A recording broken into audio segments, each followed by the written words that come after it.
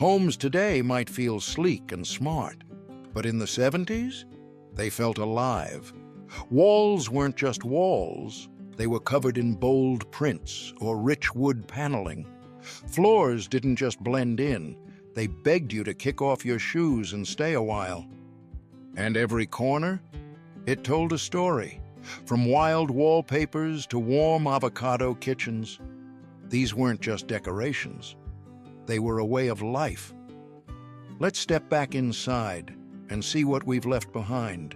If the walls weren't paneled, they were covered in wallpaper you could spot from a block away.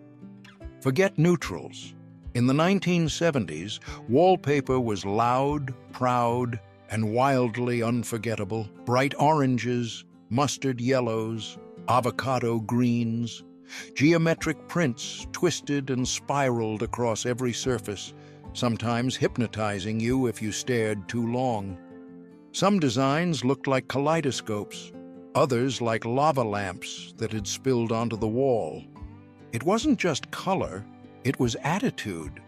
Wallpaper turned boring hallways into psychedelic tunnels. It made living rooms feel like scenes from a futuristic dream. And it wasn't slapped up carelessly either.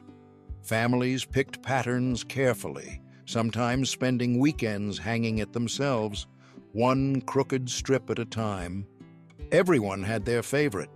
Funky florals, optical illusions, mod graphics. And while it could get a little dizzying, it definitely made a house feel alive.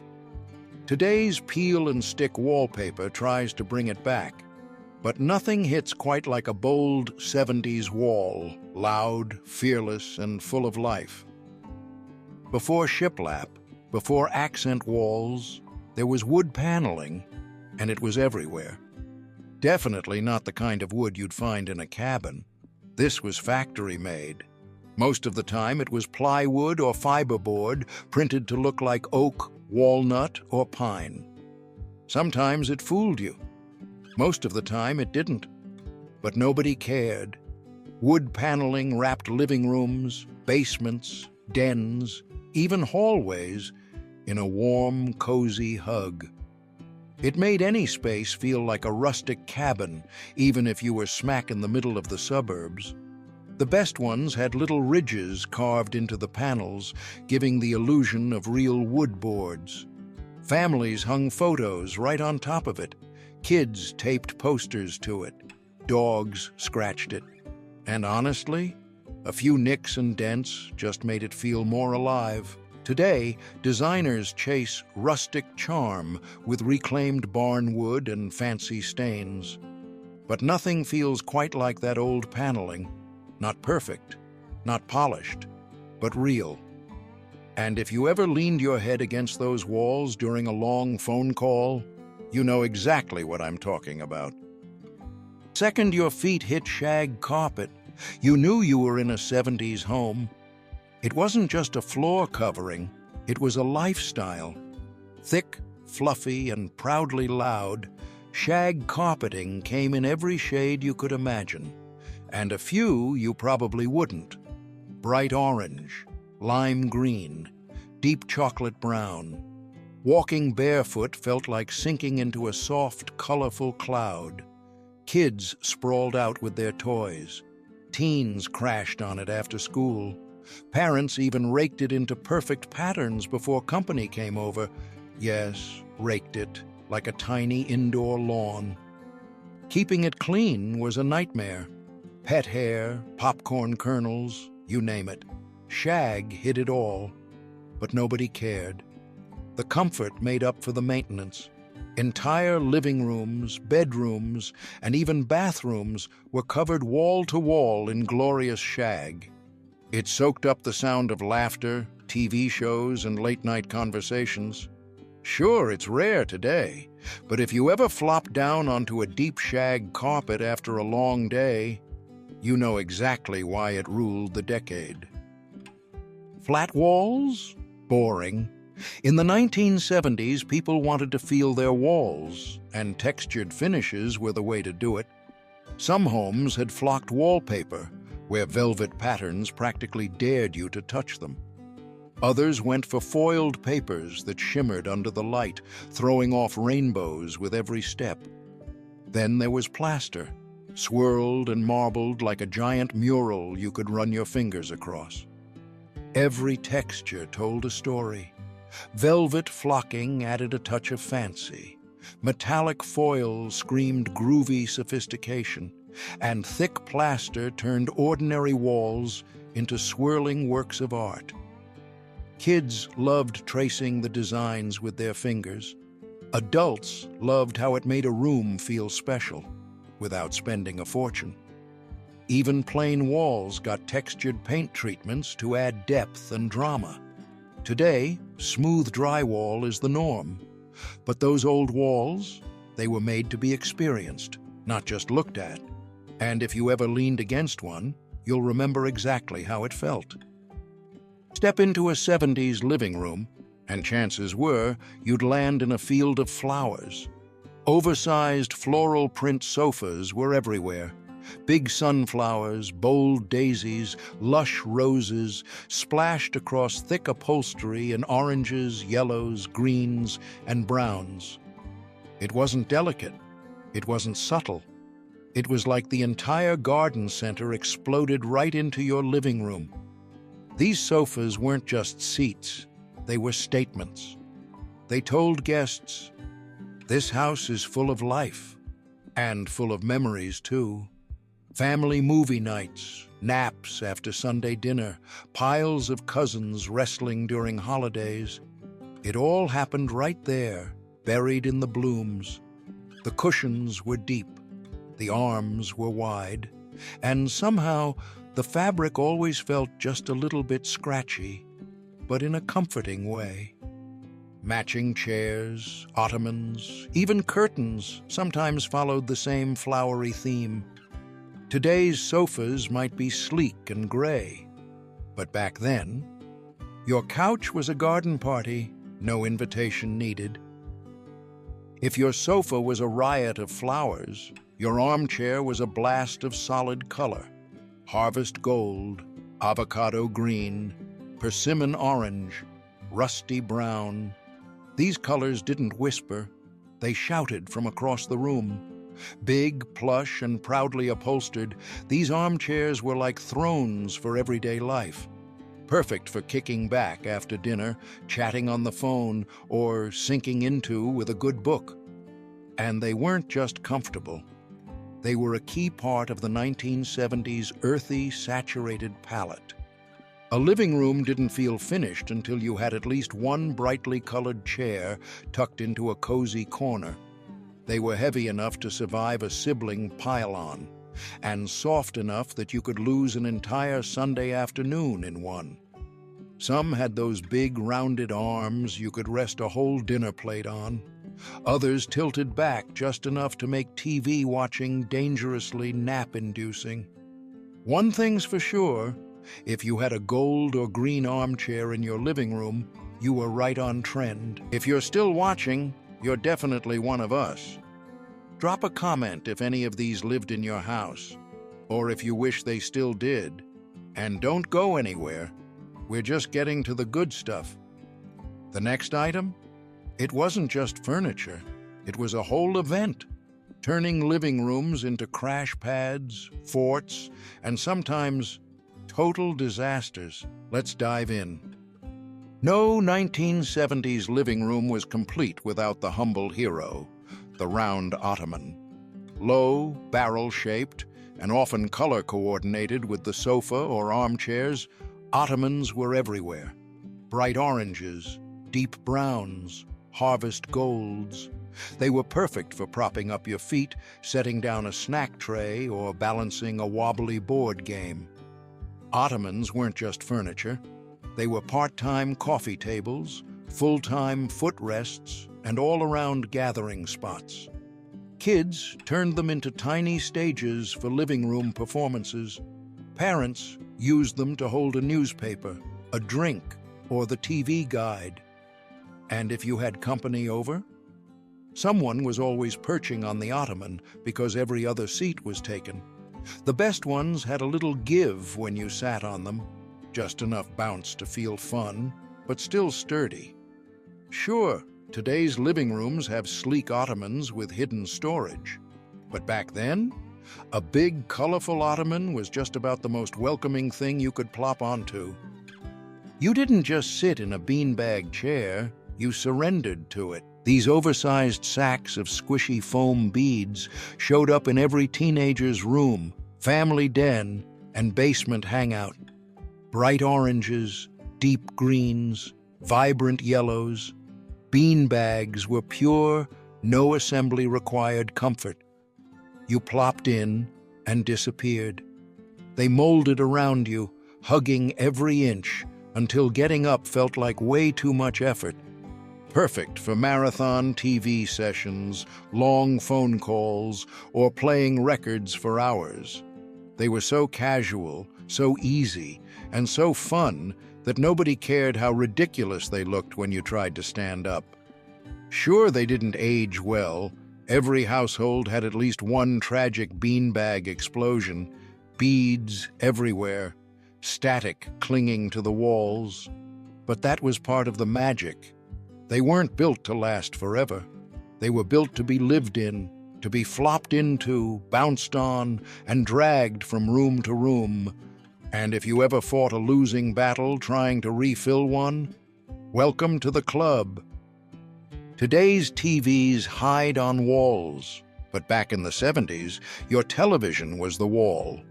Console TVs weren't just screens. They were massive wooden monuments, anchoring the entire living room.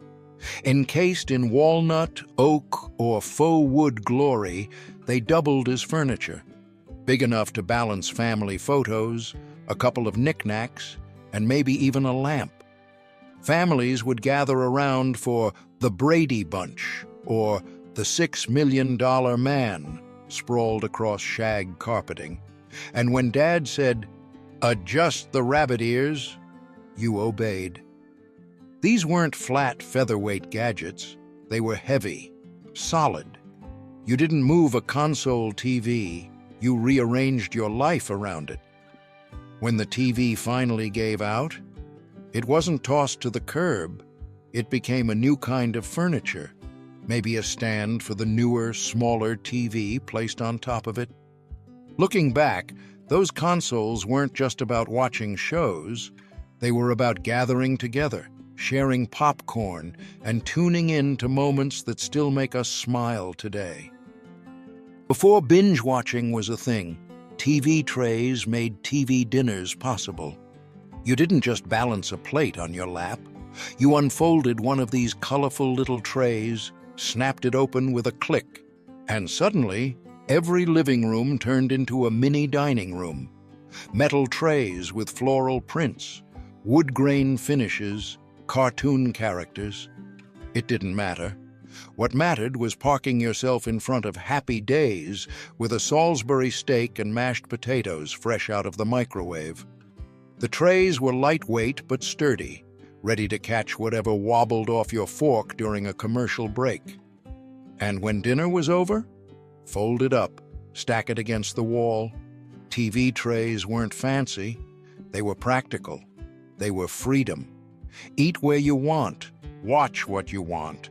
No formal table, no fuss, just a simple little tool that made an ordinary night feel just a little more special. If you ever fought over the best tray, yeah, you grew up in a house where TV time mattered.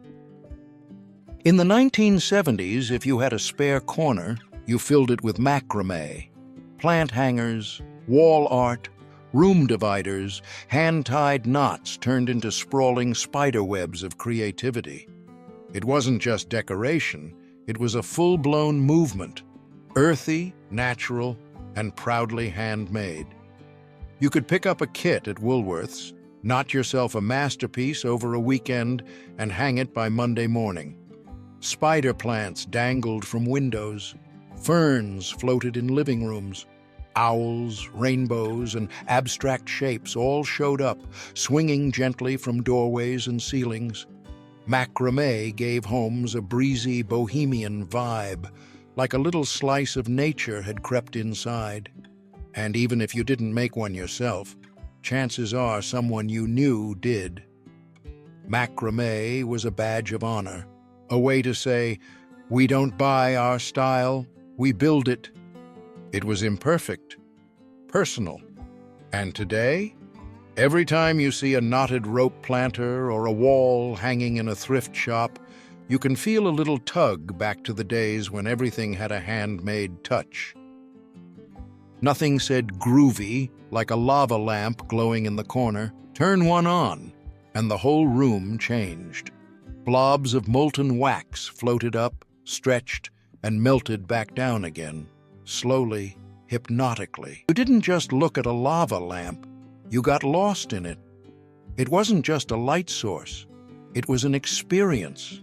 Bedrooms, living rooms, even basements, anywhere you wanted to add a little bit of magic. And every lamp had its own mood, fiery red and yellow, cool blues and purples, psychedelic greens. Watching those shifting shapes felt like stepping into another dimension, a place where time slowed down and problems floated away.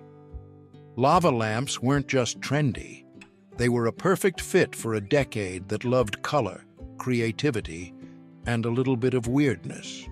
If you ever turned off every light just to watch your lava lamp bubble and swirl, you know exactly how much life those glowing blobs brought to a room. Still does, honestly. If lava lamps were the headliners, novelty lamps were the supporting act. These weren't your basic bedside lights. They were wild, whimsical, and full of personality. Ceramic mushrooms that glowed from within, fruit-shaped lamps in oranges, strawberries, and grapes. Lamps trimmed in shaggy fringe, so every breeze made them dance. And don't forget the ones with colored filaments, beaming neon pink, deep blue, or golden yellow across the room. These funky lights didn't just brighten a space. They set a mood, a little dreamy, a little rebellious, a lot unforgettable. In a decade that loved to mix textures, colors, and patterns, novelty lamps fit right in. You could find them at department stores, craft fairs, or even make your own if you were feeling ambitious. And no two ever looked exactly alike. Today, spotting one in a thrift shop feels like finding a tiny time capsule. A glowing reminder that in the 1970s, even the lamps had something to say. We've seen the shag carpets, the wood paneling, the avocado green kitchens. But when you put it all together, it's not just decor. It's a whole way of living we can still feel today. Let's run through what made these homes unforgettable. The wood paneling, wrapping rooms in that cozy cabin warmth. The bold wallpaper, turning every wall into a piece of art. The textured walls, inviting you to reach out and touch the past. The floral sofas, bringing the outdoors right into your living room. The solid-colored armchairs in those unforgettable harvest hues. The round ottomans, where feet found a home after long evenings. The beanbag chairs, making every corner a lounge zone. The console TVs, when the furniture was the entertainment center. The TV trays, holding up every dinner, every show, every memory. And the lava lamps, casting that slow, hypnotic glow that made even ordinary nights feel special. All of it, woven into the texture of family life. The background to birthday parties, late-night talks, Saturday cartoons, and a million tiny moments that turned houses into homes. And honestly, it wasn't just the stuff we miss.